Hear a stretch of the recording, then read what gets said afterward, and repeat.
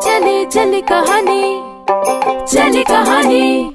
Radio city पर आप सुन रहे हैं चली कहानी। मैं हूं कहानी वाला रजत, लेकर आया हूं आपके लिए आज की कहानी जिसका नाम है काबुली वाला। इसे लिखा है रविंद्रनाथ टैगोर जी ने और ये उनकी लिखी गई सबसे ज्यादा प्रसिद्ध कहानियों में से एक है। आइए सुने। मेरी 5 वर्ष की छोटी लड़की मिनी से पल भर भी बात किए बिना नहीं रहा जाता। दुनिया में आने के बाद भाषा सीखने में उसे सिर्फ 1 साल लगा।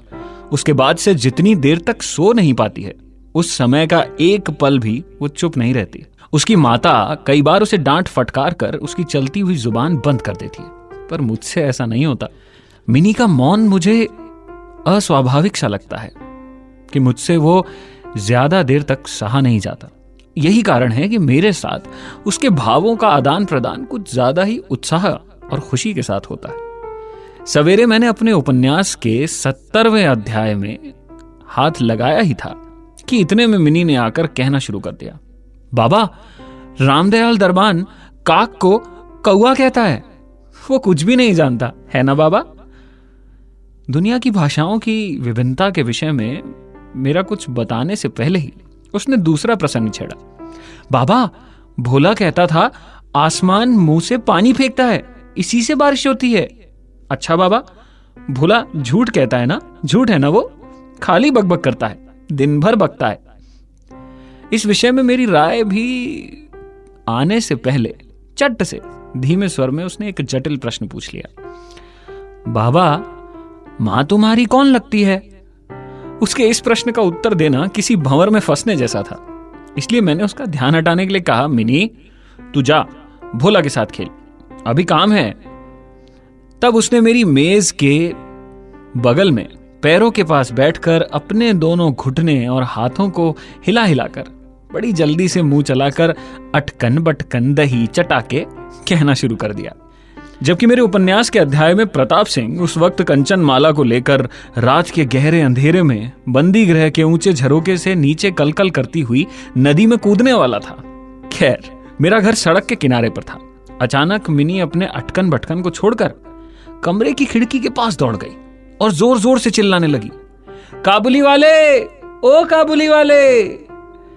मैले कुचैले ढीले कपड़े पहने, सर पर साफा बांधे, कंधे पर सूखे फलों की मैली झोली लटकाए, हाथ में अंगूरों की कुछ पिटारियां लिए, एक लंबा तगड़ा सा काबुली धीमी सी चाल से सड़क पर जा रहा था। उसे देखकर मेरी छोटी बेटी के दिल में कैसा भाव आया ये बताना मुश्किल है। उसने जोरों से बुलाना शुरू किया। मैंने सोचा अभी झोली कंधे पर ढाले सर पर मुसीबत आ खड़ी होगी और मेरा 70वां अध्याय आज अधूरा रह जाएगा। लेकिन मिनी के चिल्लाने पर जैसे ही काबुली ने हंसते हुए उसकी तरफ देखा तो वो घर की तरफ बढ़ने लगा। वैसे ही मिनी डर खाकर अंदर की तरफ भागी। फिर उसका पता ही नहीं लगा कि कहां छुप गई। उसके छोटे से मन में यह अंधविश्वास बैठ गया था कि उस मैली कुचैली झोली के अंदर ढूंढने पर उसके जैसी और जीती जागती बच्चियां निकल सकती हैं। इधर काबुली वाले ने आकर मुस्कुराते हुए मुझे सलाम किया। मैंने सोचा वास्तव में प्रताप सिंह और कंचन माला की दशा तो बहुत ज्यादा मुश्किल है, संकटग्रस्त है। फिर भी मैंने उसे घर में बुलाकर कुछ नहीं खरीदना अच्छा नहीं समझा। कुछ सौदा खरीद लिया। उसके बाद मैं उससे इधर उधर की बातें करने लगा। खुदा, रहमत, रूस, अंग्रेज, सीमांत रक्षा के बारे में गपशप होने लगी।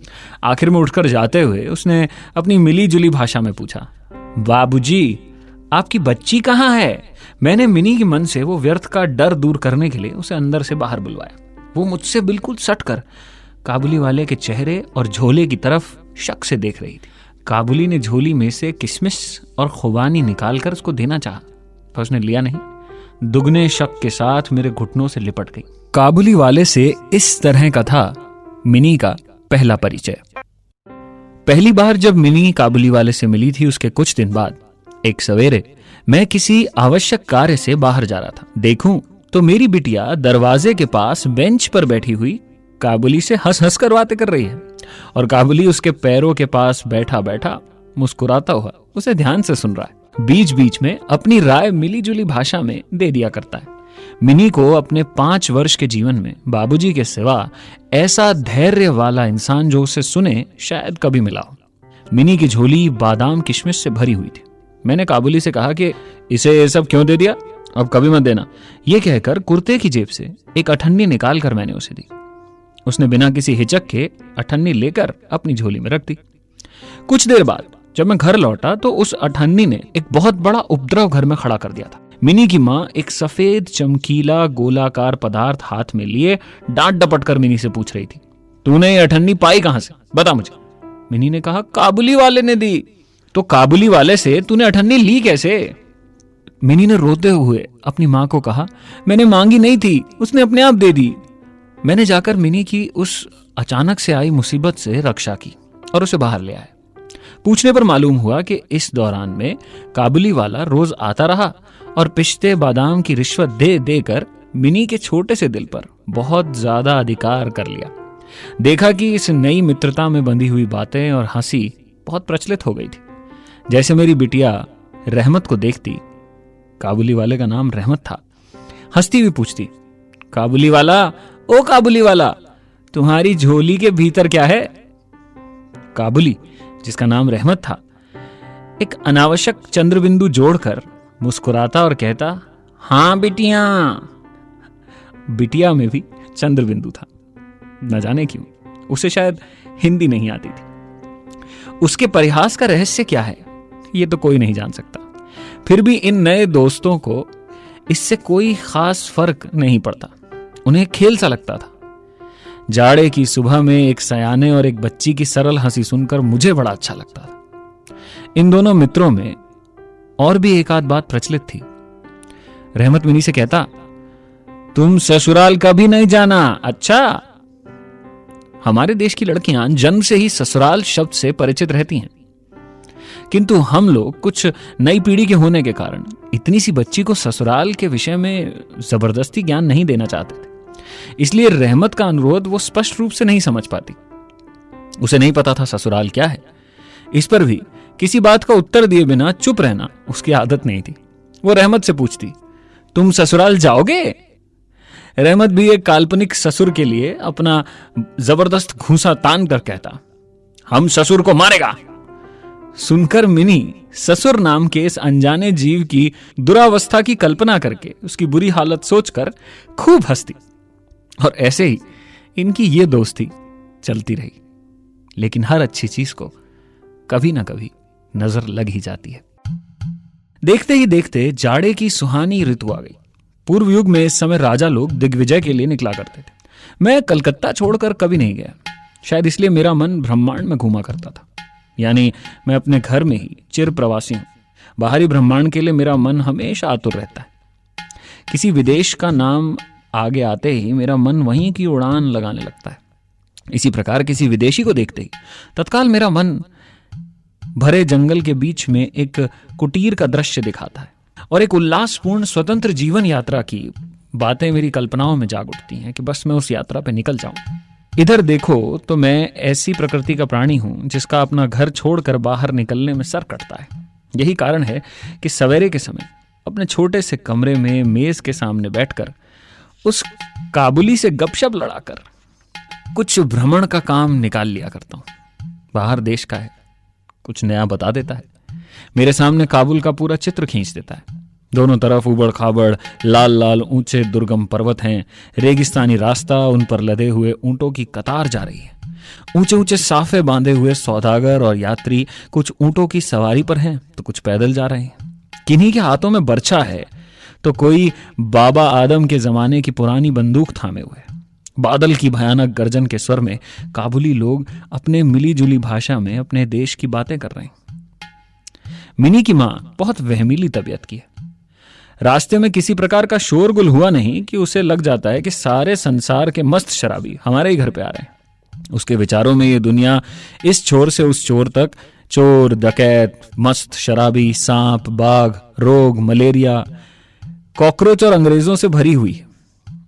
इतने दिन हुए इस दुनिया में रहते हुए भी उसके मन का ये रोग दूर नहीं हुआ। रहमत यानी वो काबुली वाला, उसकी ओर भी वो पूरी तरह से निश्चिंत नहीं थी। उस पर विशेष नजर रखने के लिए मुझसे बार बार अनुरोध करती।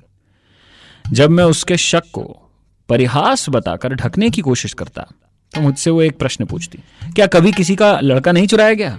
क्या काबुल में गुलाम नहीं बिकते? क्या एक लंबे तगड़े काबुली के लिए एक छोटे बच्चे को उठा ले जाना असंभव है? आप ही बताओ। मुझे मानना पड़ता कि यह बात बिल्कुल असंभव नहीं। भरोसा करने की शक्ति सब में समान नहीं होती। इसलिए मिनी की मां के मन में भय रह गया, लेकिन केवल इसलिए, बिना किसी दोष के, रहमत को अपने घर आने से मना कर दूं, यह भी मुझसे हो न सका। इसलिए रहमत घर आता रहा, मिनी से मिलता रहा और उनकी दोस्ती वैसी ही चलती रही। हर साल रहमत माघ महीने में लगभग अपने देश लौट जाया करता। इस समय वह अपने व्यापारियों से रुपया पैसा वसूल करने में तल्लीन रहता। उसे घर घर दुकान दुकान घूमना पड़ता, फिर भी मिनी से उसकी भेंट एक बार जरूर होती। देखने में तो ऐसा लगता था कि दोनों में किसी षड्यंत्र की तैयारी चल रही है। इतनी बातें करते थे। जिस दिन वो सवेरे नहीं आ पाता, उस दिन देखूं तो वो शाम को हाजिर। अब अंधेरे में घर के कोने में उस ढीले ढाले जामा पजामा पहने झोली वाले लंबे तगड़े आदमी को देखकर सचमुच मन में एक भय सा पैदा होता था। लेकिन जब देखता हूं कि मिनी ओ काबुली वाला पुकारती हुई हंसती हंसती दौड़ी आती है और दो अलग अलग आयु के असमान मित्रों में वो पुराना हास परिहास चलने लगता है, तब मेरा सारा हृदय खुशी से नाच उठता है। एक दिन सवेरे में मैं अपने छोटे से कमरे में बैठा हुआ नई किताब का प्रूफ देख रहा था। सर्दी जाने से पहले आज 2-3 दिन बाद खूब जोरों से अपना प्रकोप दिखा रही थी। जिधर देखो उधर सर्दी की ही चर्चा। उस जाड़े पाले में खिड़की से सवेरे की धूप मेज के नीचे मेरे पैरों पर आ पड़ी। उसकी गर्मी मुझे अच्छी लग रही थी। लगभग 8 बजे का समय था। सिर से मफलर लपेटे मैं सवेरे की सैर करके अपने घर की तरफ लौट रहा था। ठीक इसी समय रास्ते में एक बड़े जोर का शोर सुनाई दिया। देखूं तो उस रहमत को 2 सिपाही बांधे ले जा रहे थे। उसके पीछे बहुत से तमाशाई बच्चों का झुंड चल रहा था। रहमत के ढीले ढाले कुर्ते पर खून के दाग थे और एक सिपाही के हाथ में खून से लथपथ छुरा। मैंने दरवाजे से बाहर निकलकर सिपाही को रोका और पूछा, क्या बात है, क्या हुआ? कुछ सिपाही से और कुछ रहमत से सुना कि हमारे एक पड़ोसी ने रहमत से रामपुरी चादर खरीदी थी। उसके कुछ रुपए उस पर बकाया थे, जिन्हें देने से उसने साफ इनकार कर दिया। बस इसी बात पर दोनों में बहस हो गई और रहमत ने छुरा निकालकर घोंप दिया। रहमत उस झूठे बेईमान आदमी के लिए अलग अलग प्रकार के अपशब्द सुना रहा था। इतने में काबुली वाला, ओ काबुली वाला पुकारती हुई मिनी घर से निकल आई। रहमत का चेहरा क्षण भर में हास्य से चमक उठा। उसके कंधे पर आज झोली नहीं थी, इसलिए झोली के बारे में दोनों दोस्तों की जो आलोचना थी वो नहीं हो पाई। मिनी ने आते ही पूछा, तुम ससुराल जाओगे? रहमत भी खुशी खुशी बोला, हाँ वहीं तो जा रहा हूं। रहमत ताड़ गया कि उसका यह जवाब मिनी के चेहरे पर हंसी नहीं ला पाएगा और तब उसने हाथ दिखाकर कहा, ससुर को मारता, पर क्या करूं, हाथ बंधे हुए हैं। छुरा चलाने के जुर्म में रहमत को कई सालों का कारावास मिला। रहमत का ध्यान धीरे धीरे मन से बिल्कुल उतर गया। हम लोग अब अपने घर में बैठकर सदा के अभ्यस्त होने के कारण रोज के काम धंधों में उलझे और दिन चलते चले गए। तभी एक स्वाधीन पर्वत पर घूमने वाला आदमी कारागार की उन दीवारों के अंदर कैद कैसे बरसों बरस काट रहा होगा, ये बात हमारे मन में कभी उठी ही नहीं। और चंचल मिनी का आचरण तो बहुत लज्जाजनक था। ये बात उसके पिता को भी माननी पड़ेगी। उसने सहज ही अपने पुराने मित्रों को भूलकर पहले तो नबी के सईस के साथ मित्रता जोड़ी। फिर धीरे धीरे उसकी उम्र बढ़ती गई और सखा के बदले एक के बाद एक उसकी सखियां जुटने लगी। तो और क्या, अब वो अपने बाबा के लिखने के कमरे में दिखाई ही नहीं देती। मेरा तो एक तरह से उससे नाता ही टूट गया था। लेकिन सबसे ज्यादा दर्द कहानी में होगा उस काबुली वाले को, जो शायद आज भी मिनी को वैसे ही याद करता है। कितने ही बरस बीत गए। बरसों बाद आज फिर शरद ऋतु आई है। मिनी की सगाई पक्की हो गई है। पूजा की छुट्टियों में उसकी शादी भी हो जाएगी। कैलाश वासनी के साथ साथ अब की बार हमारे घर की आनंदमयी मिनी भी माँ बाप के घर में अंधेरा करके ससुराल चली जाएगी। सवेरे सूर्यदेव बड़ी सज धज के साथ निकले। बरसों के बाद शरद ऋतु की ये नई धवल धूप सोने में सुहागे का काम कर रही थी। कलकत्ता की सकरी गलियों से परस्पर सटे हुए पुराने टूटे फूटे घरों के ऊपर भी इस धूप की आभा ने एक प्रकार का अनोखा सौंदर्य बिखेर दिया। हमारे घर पर सूर्य देव के आगमन से पहले ही शहनाई बजने लगी। मुझे ऐसा प्रतीत हो रहा था कि जैसे ये मेरे हृदय की धड़कनों में से रो रो कर बज रही ध्वनि है जो निकल कर बाहर आ रही है। उसकी करुण भैरवी रागिनी मानो मेरी विच्छेद पीड़ा को जाड़े की धूप के साथ सारे ब्रह्मांड में फैला रही है। मेरी मिनी का आज विवाह है। सवेरे से घर बवंडर सा बना हुआ है। हर समय आने जाने वालों का तांता बंधा हुआ है। आंगन में बांसों का मंडप बनाया जा रहा है। हर एक कमरे और बरामदे में झाड़ फानूस लटकाए जा रहे हैं और उनकी टक टक की आवाज मेरे कानों में चल रही है। चलो रे, जल्दी करो, इधर आओ की तो कोई गिनती ही नहीं, न जाने कितनी बार कहा गया। मैं अपने लिखने पढ़ने के कमरे में बैठा हुआ हिसाब लिख रहा था। इतने में रहमत आया और अभिवादन करके खड़ा हो गया। पहले तो मैंने उसे पहचाना ही नहीं। भाई उसके पास न तो झोली थी, न पहले जैसे लंबे लंबे बाल, न चेहरे पर पहले जैसी कोई दिव्य ज्योति। आखिर में उसकी मुस्कान देखकर मैंने पहचान लिया कि वो रहमत है। मैंने पूछा, क्यों रहमत, कब आए? उसने कहा, कल शाम को जेल से छूटा हूं। सुनते ही उसके शब्द मेरे कानों में खट से बज उठे। किसी खूनी को मैंने कभी आंखों से नहीं देखा था। उसे देखकर मेरा सारा मन एकाएक सिकुड़ गया। मेरी यही इच्छा होने लगी कि आज के शुभ दिन में ये इंसान यहां से टल जाए तो ही अच्छा है। मैंने उससे कहा, भाई आज हमारे घर में कुछ जरूरी काम है, सो आज मैं उसमें लगा हुआ हूं। आज तुम जाओ, फिर आना। मेरी बात सुनकर उसी क्षण वो जाने को तैयार हो गया, पर दरवाजे के पास आकर कुछ इधर उधर देखकर बोला, क्या बच्ची को तनिक देख नहीं सकता? शायद उसे यही विश्वास था कि मिनी अब तक वैसी ही बच्ची है। उसने सोचा हो कि मिनी अब पहले की तरह काबुली वाला, ओ काबुली वाला पुकारती हुई दौड़ी चली आएगी। उन दिनों के पहले हास परिहास में किस प्रकार की रुकावट होगी ये उसने सोचा नहीं था। यहां तक कि पहले की मित्रता याद करके वो एक पेटी अंगूर और कागज के दोने में थोड़ी सी किशमिश और बादाम शायद अपने देश के किसी आदमी से मांग तांग कर घर लेता आया था। उसकी पहले की मैली कुचैली झोली वो आज उसके पास नहीं थी। मैंने कहा, आज घर में बहुत काम है, सो किसी से भेंट ना हो पाएगी। मेरा जवाब सुनकर वो कुछ उदास सा हो गया। उसी मुद्रा में उसने एक बार मेरे चेहरे की तरफ स्थिर दृष्टि से देखा, एक टक, फिर अभिवादन करके दरवाजे के बाहर निकल गया। मेरे हृदय में एक वेदना सी उठी। मैं सोच ही रहा था कि उसे जाने से रोक लूं और बुला लूं। इतने में देखा तो वो खुद ही आ रहा है। वो पास आकर बोला, ये अंगूर और कुछ किशमिश बादाम बच्ची के लिए लाया था, उसको दे दीजिएगा। मैंने उसके हाथ से सामान लेकर पैसे देने चाहे, लेकिन उसने मेरे हाथ को थामते हुए कहा, आपकी बहुत मेहरबानी है साहब, हमेशा याद रहेगी, इसका पीछा रहने दीजिए। तनिक रुककर वो फिर बोला, बाबू साहब, आपकी जैसी मेरी भी देश में एक बच्ची है। मैं उसकी याद कर कर आपकी बच्ची के लिए थोड़ी सी मेवा हाथ में लाया करता हूं। मैं ये सौदा बेचने नहीं आता। कहते हुए उसने ढीले ढाले कुर्ते के अंदर हाथ डालकर छाती के पास से एक मैला कुचैला मुड़ा हुआ कागज का टुकड़ा निकाला और बड़े जतन से उसकी चारों तहे खोलकर दोनों हाथों से उसे फैलाकर मेरी मेज पर रख दिया। देखा कि कागज के उस टुकड़े पर एक नन्हे से हाथ के छोटे से पंजे की छाप है। फोटो नहीं, तेल चित्र नहीं, हाथ में थोड़ी सी कालिक लगाकर कागज के ऊपर उसी का निशान ले लिया गया है। अपनी बेटी के स्मृति पत्र को छाती से लगाकर रहमत हर बरस कलकत्ता के गली कूचों में सौदा बेचने के लिए आता है, और तब वो कालिक चित्र मानो उसकी बच्ची के हाथ का कोमल स्पर्श है। उसके बिछड़े हुए विशाल हृदय में यह अमृत उड़ेलता रहता है। यह देखकर मेरी आंखें आंसुओं से भर आई। फिर मैं इस बात को बिल्कुल भूल गया कि वो एक मामूली काबुली मेवे वाला है, मैं एक उच्च वंश का रईस इंसान हूं, ये सब मैं भूल गया। तब मुझे ऐसा लगा कि जो वो है वही मैं हूं। वो भी एक पिता है और मैं भी। उसकी पर्वतवासिनी छोटी बच्ची की निशानी मेरी ही मिनी की याद दिलाती है।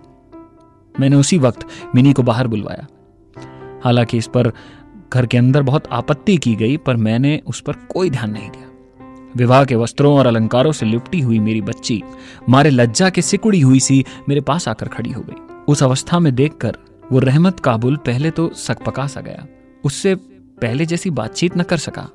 बाद में हंसते हुए बोला, लल्ली सास के घर जा रही है क्या? मिनी अब सास का अर्थ समझने लगी थी, इसलिए अब उससे पहले की तरह उत्तर देते न बना। रहमत की बात सुनकर मारे लज्जा के उसके गाल लाल हो उठे। उसने मुंह फेर लिया। मुझे उस दिन की याद आई जब रहमत के साथ मिनी का पहला परिचय हुआ था। मन में एक पीड़ा की लहर दौड़ गई। मिनी के चले जाने के बाद एक गहरी सांस लेकर रहमत फर्श पर बैठ गया। शायद उसकी समझ में यह बात अचानक से साफ हो गई कि उसकी बेटी भी इन दिनों में बड़ी हो गई होगी और उसके साथ भी उसे अब फिर से एक नई जान पहचान करनी पड़ेगी। शायद इसीलिए वो उसे पहली जैसी नहीं पाएगा। इन 8 वर्षों में क्या क्या हुआ होगा कौन जाने।